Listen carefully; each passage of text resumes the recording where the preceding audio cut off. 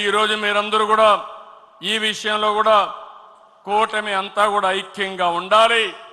2029లో 2024 కంటే పెద్ద మెజారిటీతో గెలిపిస్తామని హర్షాన్ని ఆమోదాన్ని తెలియజేయాల్సిన బాధ్యత మీ అందరిపైన ఉంది.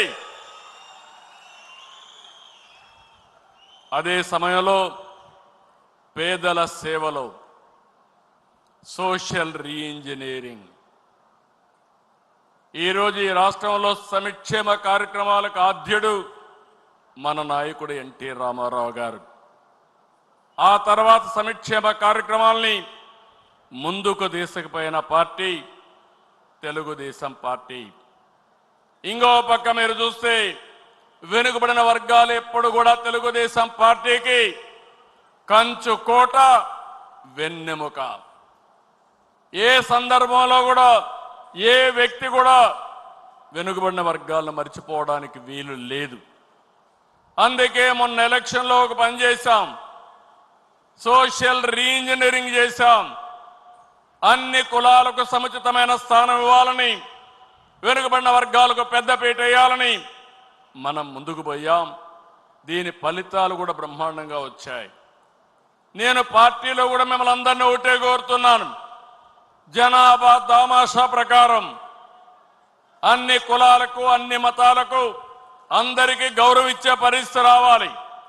దీనివల్ల ప్రజల్లో విశ్వాసం పెరుగుతుంది, పార్టీకి లాభం వస్తుంది, భవిష్యత్తుకు కూడా ఎన్నికల్లో గెలవడం కూడా ఈజీ అవుతుందని చెప్పి కూడా నేను మీకు తెలియజేస్తున్నా. ఇంకో పక్కన మీరు చూస్తే బడుగు వర్గాలకి బలహీన వర్గాలకు మనం దగ్గరగా ఉండాలి. ఈరోజు మీరు చూస్తున్నారు సమాజంలో కొన్ని దురాచారాలుంటే 2 గ్లాసుల సిద్ధాంతం ఉండేది. జస్టిస్ పున్నయ్య గారి కమిషన్ వేశాను, ఆయన ఇచ్చిన రికమెండేషన్లు అమలు చేశాం. ఈరోజు అంబేద్కర్ గారి స్ఫూర్తిని పూర్తిగా అమలు జరిపిన వ్యక్తి ఎన్టీ రామారావు గారు అయితే దాన్ని లాజికల్గా తీసుకుపోయిన పార్టీ తెలుగుదేశం పార్టీ. ఈరోజు మనం గుర్తుపెట్టుకోవాల్సింది, ఫస్ట్ టైం బాలయోగిని లోకసభ స్పీకర్గా చేశాం, ప్రతిభా భారతిని అసెంబ్లీ స్పీకర్గా చేశాం, ఎర్రం నాయుడు, యనమల, కళ, కేఈ, అయ్యన్న పాత్రుడు, కాలవ, నక్క ఆనందబాబు వంటి బలహీన వర్గాలకు సంబంధించిన నేతల్ని పార్టీ ఈరోజు ఎంతో గౌరవించి ముందుకు పోయాం. వారి సేవలు కూడా పార్టీకి ఎంతో చేశారు, ప్రజలకు సేవలు చేశారు. వాళ్ళని ఎప్పుడూ మర్చిపోలేమని చెప్పి కూడా నేను మీకు తెలియజేస్తున్నా. సామాజిక న్యాయం చాలా మంది మాట్లాడారు, చేసి చూపించిన పార్టీ తెలుగుదేశం పార్టీ. ఒక్క వెనుకబడిన వర్గాలే కాదు, ఎస్సీలు ఉన్నారు.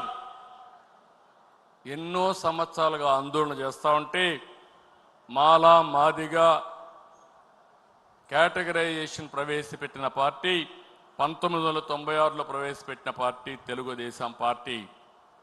దాన్ని కాపాడలేకపోతే మళ్ళీ సుప్రీంకోర్టు పోయి కొట్టేస్తే మళ్ళీ 7 బెంచ్ సుప్రీంకోర్టులో మళ్ళా ఇది సాధ్యం అని చెప్తే 96లో చేసిన వర్గీకరణ 2025లో తిరిగి చేసే అవకాశం వచ్చిందంటే అది తెలుగుదేశం పార్టీ సామాజిక న్యాయం, పేదవాళ్ల పట్ల ఉండే అభిమానం. ఇలాంటి చాలా చేశాం. ఇది కాకుండా సెన్సస్ తీస్తున్నారు క్యాస్ట్ వారిగా, ఇది రైట్ డైరెక్షన్. నేను కేంద్రాన్ని అభినందిస్తున్నా. ఒకసారి సెన్సస్ వస్తే ఏ కులానికి సంబంధించిన వ్యక్తులు ఎంతమంది ఉన్నారో తెలిస్తే దాన్ని ఆధారంగా చేసుకుని వాళ్ళ ఆర్థిక పరిస్థితులు కూడా అధ్యయనం చేసుకుని వాళ్లకు ప్రత్యేకమైన పబ్లిక్ పాలసీలు ఇవ్వగలుగుతాం. దీనివల్ల ఎంతో మేలు జరుగుతుంది. ఇదే సందర్భంలో ఇక్కడ